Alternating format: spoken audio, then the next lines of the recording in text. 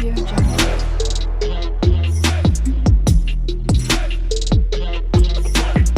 Audio Jungle.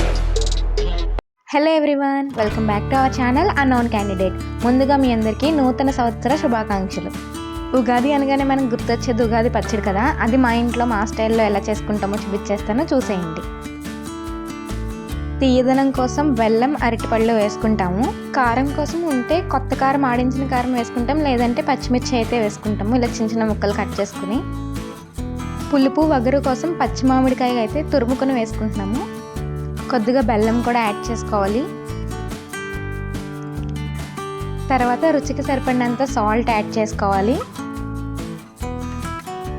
Next మన main ingredient వేప పువ్వు కదా, వేప పువ్వు క్లీన్ చేసుకుని యాడ్ చేసుకోవాలి. తర్వాత చింతపండు రసం కూడా యాడ్ చేసుకుంటూ మిక్స్ చేసుకోవాలి.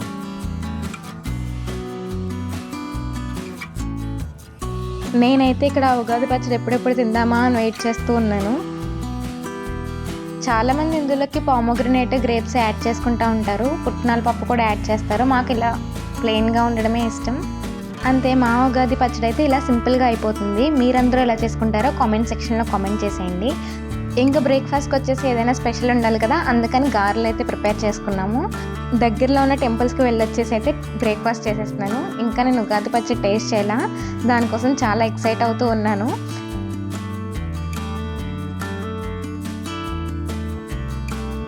ఫైనల్లీ టేస్ట్ చేసే టైం అయితే వచ్చేసింది. నేను ఈ ఉగాది పచ్చడి కోసం ఇయర్ అంతా వెయిట్ చేస్తూ ఉంటాను. అంత ఇష్టం నాకు ఈ ఉగాది పచ్చడి అంటే. నేను ఫస్ట్ తినగానే అయితే నాకు స్వీట్నెస్ తగిలింది. తర్వాత చేదు, పులుపు, కారం, ఉప్పు అన్నీ తగిలినాయి. తర్వాత గారెలు విత్ పల్లీ చట్నీతో బ్రేక్ఫాస్ట్ అయితే ఫినిష్ చేసేసాను.